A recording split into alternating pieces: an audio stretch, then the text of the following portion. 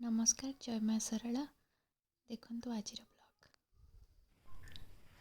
नमस्कार समस्त को स्वागत करुच्ची मो ब्लॉग खांटी ओडियाणी को। भावुची समस्ते भलरे थिबे, मु भी भलरे अच्छी। आज सकाळु बहुत काम मुझे बिजी रही जाइए मो काम रे। पीहू को स्कूल छाड़ी के आसला परे मोर टिके काम दाम थिला, सेतपई मु टिके व्यस्त रही जाइथिली टिके पढ़ापढ़ी रे। एबे इंडिया छाड़ी के आसला परे मते एठी जॉब पाई के सर्च करिया पाई पड़ुची। जेहेतु नुआ कंट्री नुआ जगह सब किछि नुआ मते टी स्ट्रगल करिया पड़ुची। बट मु जानी छी मते जॉब मिली जिवो किंतु एनीवे मते ट्राए तो करिया पड़िबो। सो मु ट्राए करि चलची। सेतपई सकाळ बहुत ही बिजी थिली। एबे सब पढ़ापढ़ी सरिला तो जीपी एबे पीयू पाई टिके कोन खाइबा बनेबी। पीयू खाइब मु भी खाइबी। सकाळु किछि भी काम करिनी मु, घर सेमती हेकी पड़ीची, बासन मजा हेनी किछि हेनी, बहुत काम सबू मेस हेकी पड़ीची। मते एबे सबू किछि करिया पे पड़िबो। देखंतु मु कोन कोन करूची, मु आपन मानकु भी देखौची। बासन मजा स्टार्ट कर देछि। सबू काली रातिर सब बासन गुड़ा थिला, किछि भी मजा ही नथला। मु जनरली जब राति रे बासन न माजी पारे सकाळ उठी माजी दे। बट आज टिके मोर निज काम थिला, पढ़ापढ़ी थिला, तो मु किछि काम दाम कर नथली। तो मैं भी सब बासन माजी दउछि जल्दी जल्दी करके। बस एटी ना मु जोटी अच्छी से डिश वासन नहीं, तो सब निजे निजे ही बासन माजिया पड़ुचे। ये बासन माजु माजु टी छिटा पड़गला। तो बासन माजिबाटा ना सब कष्ट काम। आपण मानू केमती लगे बासन माजिया? मत तो भारी कष्ट लगे। तापर मैं भी सब बासन गुड़ा जोड़ा सुखी जाइला जो स्टैंड थिला ताको सब अरेंज करके रखी दउचे। एटा भी गोटे बहुत बड़ काम ताको अरेंज करके रखिबा। बट ये तो कहीं हेल्प ही ना, सब कम निजे ही करने पड़ुचे, जोटा कि गोटे दृष्टि भल। बट जेहेतु आम इंडिया रे थिलु ना, आम टिके हेल्प मिल जाउतला, तो से अभ्यास रही जाइतला। लेकिन ये सब कम निजे ही करने पड़े, जोटा कि भल। एटार सब स्टैंड खाली करदेला परे मुझे सब बासन गुड़ा जोटा माजी थी सब पानी रे वॉश करके फिर से स्टैंड रे रखी दउचे। सब जिन रखी सारा पर जाकि मैं रोसे करवा स्टार्ट करी, क्या रोसे घरटा असना हो पड़े ना टोटाली भी भल लगे। ये बहुत ठंडा लगुच मु प्राय टाइम राति बासन माजुनी, बेले बेले छाड़ी भी दौची। गरम पानी आसे बट राति बासन माजा कष्ट लगुच, छाड़ी दे। बेसी भी बासन नथिला, अल्प बासन थिला, से भाविली सब कम सरला बासन गुड़ा माजिकी रखीदेवी। एबे मु देखंतु सिंकटा सफा कर दूची। सबुदिन सिंकटा सफा करदेले ना सिंक क्लीन रहे। डेली डेली एमती बासन माजिला परे सिंकटा सफा कर दिए, तो सिंक भी क्लीन हो जाए। तो नले सिंक रे बहुत दाग हो जाए, तो सिंकटा क्लीन नहले बहुत माने भल लगे। फाइनली सब बासन सरीगला, हैंड वॉश करदेली। आउ देखो ये जगह गुड़ा भी केमती एपट सेपट हो पड़ी सब, ताको सब निज निज जगह नहीं रखा पड़ो। ये गोटे तावा एगुड़ा सब असना होता मु माजी नी। एबे मु स्टोव भी सफा कर दूची। एगुड़ा भी सब सफा ही नथला, काल रात सेमती ही पड़ी। सकाळु सकाळु उठला परे ना बहुत ही काम थाए। पीहू को रेडी कराओ, ताको उठाओ, ताको ब्रश कराओ, ताको गाधाओ, ताको खाइबा को दियो। ये देखो पीयूर ड्रेस भी सब पड़ी एपट सेपट हो, सब नहीं ता जगार रखा पड़ो। घर ना मु आज झाड़ू भी मारिनी, सेमती पड़ी सब ये घर को झाड़ू मारि। पीयूर टैब ये पड़ी एमती इसके स्कूल को बाहर की जाइला, सब जिन सेमती ही पड़ी। सब एटा कर सारा घर में झाड़ू मारदेवी। बहुत असना हो पड़ी देखो सब पीहू ही पकई। पीयूर पाउडर डब्बा तार पानिया ताको ता बॉक्स रे रखी दउची। तापरे मु एबे पीयूर सॉक्स भी ये पड़ी, ताको भी नहीं रखीदेवी ता जगह। ତ ଘରଟା ଟିକେ ଏବେ ସଫା ହେଇଗଲା। ଦେନ୍ ମୁଁ ଏବେ ଘରଟା ଟିକେ ଝାଡ଼ୁ ମାରିଦେବି। ଦେଖନ୍ତୁ ବେଡ଼୍ ତ ଏବେ ପୁରା ସଫା ହେଇଗଲା। ଟିକେ ବେଡ଼ସିଟ୍ଟା କ୍ଲିନ୍ ସବୁ ଆରେଞ୍ଜ କରିଦେଲି। ଘର ଏବେ ଟିକେ ସଫା ହେଇଗଲା। ତାପରେ ମୁଁ ଏବେ ଝାଡ଼ୁ କରିଦେବି। ଦେଖନ୍ତୁ ଝାଡ଼ୁ, ଏଇଠି ନା ଝାଡ଼ୁ ଗୋଟେ ଇଣ୍ଡିଆନ୍ ସପ୍ରୁ କିଣା ହେଇଛି। ସେ ଝାଡ଼ୁର ଦାମ୍ ଶୁଣିଲେ ଆପଣମାନେ ଡରିଯିବେ।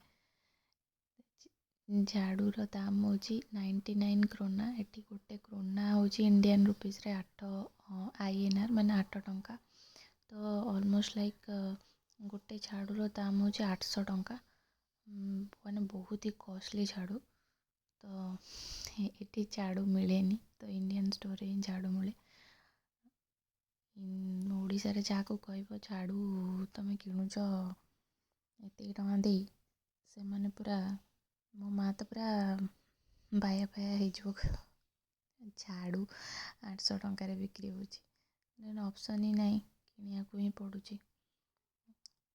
ଏଇଟା ବହୁତ ଛୋଟ ଘର, ତ ଜଲ୍ଦି ଜଲ୍ଦି ଝାଡ଼ୁ କରିଦେଲେ ହିଁ ସବୁ କାମ ମାନେ ଜଲ୍ଦି ଜଲ୍ଦି କାମ ହେଇଯାଏ। ଏଗୁଡ଼ା ସବୁ ପିହୁ ଏମିତି ଅସନା ମସନା କରି ପକେଇଛି। ଘର ମାନେ ଛୁଆମାନେ ଥିଲେ ଘର କେତେ ଅସନା ହୁଏ ଜାଣିଥିବ ସମସ୍ତେ। ଝାଡ଼ୁ ପୋଛା କଲେ ବି ଫିଜିକାଲ୍ ଏକ୍ସରସାଇଜ୍ ହେଇଯାଏ। ଏହା କହିବି ମନକୁ ବୁଝେଇ ନେବା କଥା। ଏଇଠି ମୋ ଝାଡ଼ୁ ଅଲମୋଷ୍ଟ ସରିଯାଇଛି। ଝାଡ଼ୁ ହେଇଗଲା। ଘର ଟିକେ କ୍ଲିନ୍ ହେଇଗଲା ପରେ ବହୁତ ଭଲ ଲାଗେ। ଚାରିଆଡ଼ କ୍ଲିନ୍ ହେଇଗଲା। ବେଡ଼ରୁମ୍ ବି କ୍ଲିନ୍ ହେଇଗଲା ପୁରା। ଦେଖନ୍ତୁ ବେଡ଼ରୁମ୍ ସବୁ ଜାଗାରେ ଠିକ୍ ଠାକ୍ କରିକି ରଖିଦେଲି। ଅଲମୋଷ୍ଟ ସବୁ ହେଇଯାଇଛି। ମୋର ଫାଇନାଲି ସବୁ କାମ ସରିଗଲା।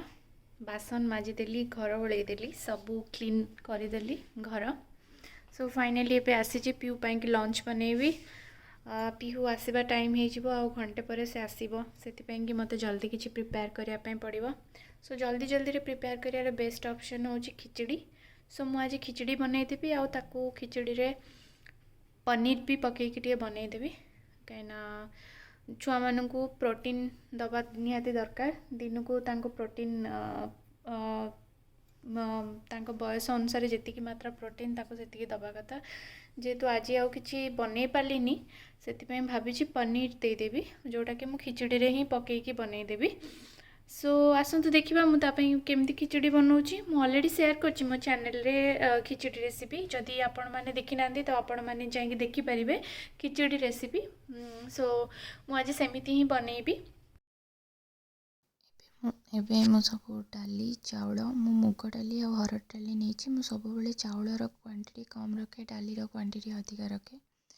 ତ ନେଇକି ତାକୁ ଧୁଆଧୁଇ କରି କିଛି ଟାଇମ୍ ବତୁରେଇ ଦେବି। ମିନୱାଇଲ୍ ମୁଁ ସବୁ ପରିବା ପତ୍ର ଏଠି କାଟିଦେବି। ପରିବା ଭିତରେ ମୁଁ ନେଇଛି ଆଳୁ, ଗାଜର, ସବୁ କାଟିଲା ପରେ ଟମାଟୋ, ଆଳୁ, ଗାଜର, ଟମାଟୋ ସବୁ ତାକୁ ଟିକେ କାଟିକି ତାକୁ ୱାଶ୍ କରିନେବି।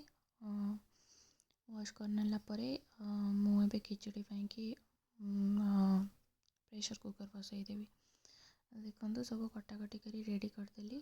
ଏଗୁଡ଼ା ସବୁ ପନିର ଆଉ ଏବେ ପ୍ରେସର୍ କୁକର୍ରେ ଘିଅ, ଜିରା, ହେଙ୍ଗୁ ପକାଇଲା ପରେ ଟମାଟୋ ପକାଇଦେବି। ଟମାଟୋ ପକାଇଲା ପରେ ସବୁ ପରିବା ପକାଇକି ପାଣି ଦେଇଦେବି। ତାପରେ ପନିର ପକାଇଦେବି। ଆଉ ବେଶୀ କିଛି ମସଲା ମୁଁ ପକାଏନି। ମାନେ ଖାଲି ସେ ଲୁଣ, ଜିରା ଗୁଣ୍ଡ ଟିକେ ପକାଇଦିଏ। ଆଉ ତାପରେ ସବୁ ଯେଉଁ ଭିଗେଇକି ରଖିଥିଲି ଭାତ ରାଇସ୍ ଆଉ ଡାଲି ତାକୁ ପକାଇଦେବି। ଆଉ ଲୁଣ ଚେକ୍ କରିକି ଯଦି ଲୁଣ ଦରକାର ତାହେଲେ ଲୁଣ ପକାଇଦେବି। ମୁଁ ଏବେ ଗାଧେଇକି ପଳେଇ ଆସିଲି ଜଲ୍ଦି କାହିଁକିନା ମୋତେ ଖାଇକି ପୁଣି ପିୟୁକୁ ଯିବାକୁ ଅଛି ଆଣିବାର। ତ ସ୍କୁଲ 3ଟା ବେଳେ ଛୁଟି ହେବ। ସେଠୁ ତାକୁ ଆଣିବାର ଅଛି। ତ ଜଲ୍ଦି ଏବେ ରେଡ଼ି ହେଇଯିବି ଖାଇକି ତାକୁ ଯାଇ ଆଣିବି।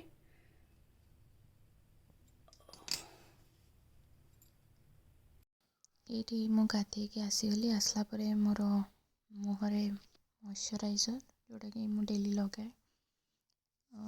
ଏଠି ବହୁତ ଥଣ୍ଡା ପଡ଼ୁଛି ନା, ସ୍କିନ୍ ବହୁତ ଡ୍ରାଏ ହେଇଯାଉଛି, ସେଥିପାଇଁକି ମଇଶ୍ଚରାଇଜର୍ ଲଗାଇଥିଲି। ମୁଁ ବେସିକାଲି ମୁହଁରେ ମୟଶ୍ଚରାଇଜର୍ ଆଣ୍ଡ ଟିକେ ପାଉଡ଼ର ଲଗେଇଦିଏ, ବାସ୍ ସେତିକି। ଏଠି ମୋର ସିନ୍ଦୁର ଲଗେଇଥିଲି, ଦେନ୍ ଲିପ୍ ବାମ୍ ଆଣ୍ଡ ଏବେ ମୁଁ ମୁଣ୍ଡ କୁଣ୍ଡେଇ ଦେବି। କାଲିଠୁ ମୁଣ୍ଡ କୁଣ୍ଡେଇନି। ସୋ ଆପଣ ନା ସବୁବେଳେ ଯେତେବେଳେ ମୁଣ୍ଡ କୁଣ୍ଡେଇବେ ନା, ଯାହାର ଲମ୍ବା ଚୁଟି, ସବୁବେଳେ ତଳ ଆଡ଼ୁ ମାନେ ଚୁଟିଟା କୁଣ୍ଡେଇକି ଉପର ଆଡ଼କୁ ଆସିଲେ ଚୁଟି ବହୁତ କମ୍ ଝଡ଼େ। ଚୁଟି ତ ଯେତିକି ଝଡ଼ିବା କଥା ଝଡ଼ିବ, କିନ୍ତୁ ଏମିତି ପୁରା ମୂଳରୁ ଜୋର ଜୋରରେ କୁଣ୍ଡେଇ ଦେଲେ ବହୁତ ଚୁଟି ଝଡ଼ିଯାଏ। ତ ଏଇଟା ଗୋଟେ ଟିପ୍ସ। ଟିକେ ପରଫ୍ୟୁମ୍ ପକାଇଦେଲି। ଆଉ ଏବେ ମୁଁ ପୂଜା କରିଦେବି। ପୂଜା ପାଇଁ ଥାଳି ଧୋଇଦେବି। ଆଉ ସବୁ ପୂଜାପୂଜି କରିସାରିଲା ପରେ ଏଇଟା ଆଜି ଏଇ ଡ୍ରେସ୍ଟା ପିନ୍ଧିଦେଇଛି, ଟ୍ରାଉଜର୍ ଆଉ ଟପ୍ସ। ତ ମୁଁ ମୋ ପାଇଁ କିଛି ବନେଇ ନଥିଲି। ତ କାଲି ଦେବାଶିଷ ବନେଇଥିଲେ ମସରୁମ୍ ବିରିୟାନୀ, ସେଇଟା ମୋର ଥିଲା। ତ ଭାବିଲି ସେଇଟାକୁ ହିଁ ଗରମ କରିକି ଏବେ ଖାଇଦେବି। ବହୁତ ହି ୟମ୍ମି ବନିଥିଲା। ବଟ୍ ୟାର ରେସିପି ମୋ ପାଖରେ ନାହିଁ। ମୁଁ ନେକ୍ସଟ ଟାଇମ୍ କଲେ ରେସିପି କରିକି ନିହାତି ଅପଲୋଡ଼ କରିବି। ବହୁତ ହି ୟମ୍ମି ଆଣ୍ଡ ଟେଷ୍ଟି ବନିଥିଲା। ସେ କାଲି ବନେଇଥିଲେ, ବହୁତ ବନିଯାଇଥିଲା, ତ ରଖିଦେଇଥିଲି ଆଜି ପାଇଁ ଟିକେ। ସେଇଟା ଖାଇଦେବି ଏବେ। ଦେଖନ୍ତୁ ପୁରା ୟମ୍ମି ୟମ୍ମି ଦେଖାଯାଉଛି। ତା ସହିତ ଦହି। ଏବେ ମୁଁ ଲଞ୍ଚ କରିଦେବି। ଭିଉ ଆସିଲା ଆଗରୁ ସବୁବେଳେ ଲଞ୍ଚ କରିଦେବି କି ଭଲରେ ବସି ଖାଇଦେବି। ମୋତେ ବିରିୟାନୀ ବହୁତ ପସନ୍ଦ। ଆପଣମାନଙ୍କୁ ବିରିୟାନୀ କେମିତି ଲାଗେ? ମୋର ବିରିୟାନୀଟା ହେଉଛି ଅଲ୍ ଟାଇମ୍ ଫେଭରାଇଟ୍। ମୁଁ ସବୁ ଟାଇପ୍ର ବିରିୟାନୀ ଖାଇଦେଇ ପାରିବି। ଆଣ୍ଡ ଏଇଠି ନା ମୁଁ ବି ଆସିଲା ଦିନଠୁ ବହୁତ ଥର ବିରିୟାନୀ ବନେଇ ସାରିଲିଣି। ମାନେ ମୋ ଲାଇଫ୍ ଟାଇମ୍ରେ ଯେତିକି ବିରିୟାନୀ ବନେଇ ନଥିଲି, ଏଇଠି ସ୍ୱିଡ଼େନ୍ ଆସିଲା ପରେ ବହୁତ ହିଁ ବିରିୟାନୀ ବନାଉଛି। ଆଉ ଦେବାଶିଷ ବି କହୁଛନ୍ତି ବିରିୟାନୀ ଭଲ ଲାଗୁଛି। ଦେଖନ୍ତୁ ଏଇଠି କେତେ ସାରା ଇଏ ହେଇଯାଇଛି, କଚରା ହେଇଯାଇଛି। ଏଠି ନା ଆମକୁ ଗାର୍ବେଜ୍ ରୁମ୍କୁ ନେଇକି ଯିବାକୁ ପଡ଼େ ଏଗୁଡ଼ା ସବୁ ପକାଇବା ପାଇଁ। ଆଉ ଏଇଠି ସବୁ ଡିଫରେନ୍ସିଏଟ୍ କରି ପକାଇବାକୁ ପଡ଼େ। ଗୋଟେ ବକ୍ସରେ ପକାଇ ହେବନି।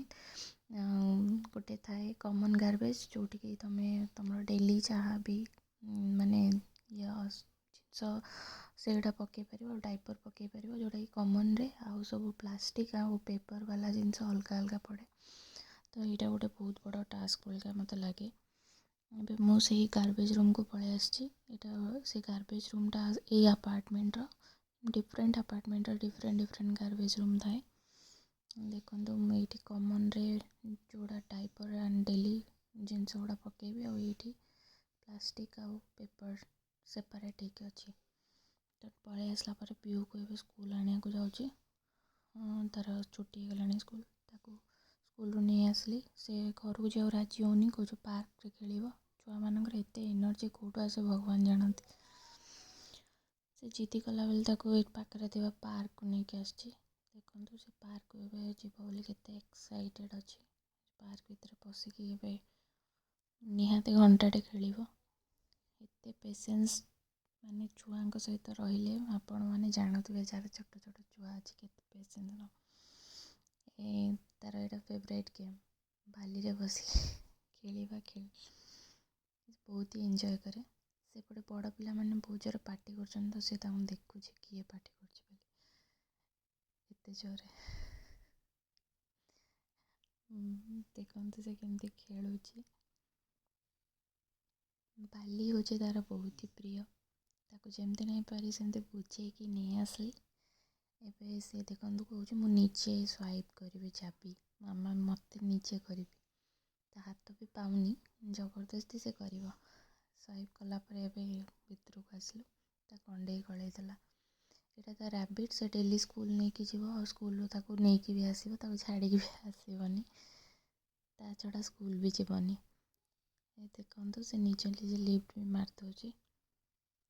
ଆଣ୍ଡ ସ୍ଲୋଲି ଏବେ ସନ୍ଧ୍ୟାବେଳର ଆସିଲା ପରେ ତାକୁ ରୋଷେଇ କରିବାକୁ ବହୁତ ଭଲ ଲାଗେ।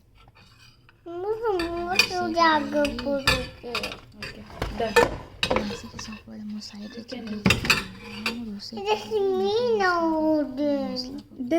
That's enough, Mama. That's enough. Mama, you like this? I like you this.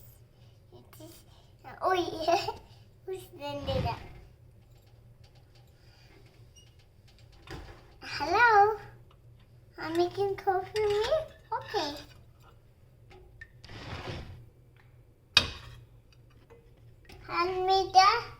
What are you making? I'm making this more.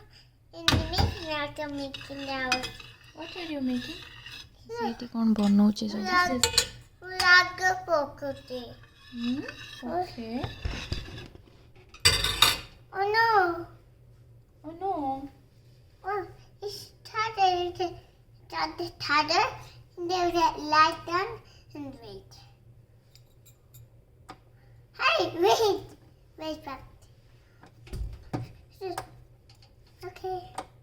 No. Entrada. Okay. I found the yellow color.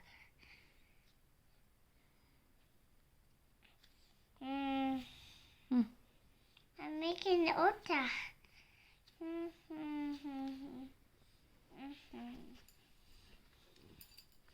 And look, Mama, Yeah. this is a big tiger. Okay, I'll take tiger. ଏବେ ମୁଁ ପିହୁ ପାଇଁକି ଖାଇବା ବନାଉଛି ଆଉ Pihu almost ମାନେ ତାର ଶୋଇବା time ହେଇଗଲାଣି ସେଇଠି ବସିଛି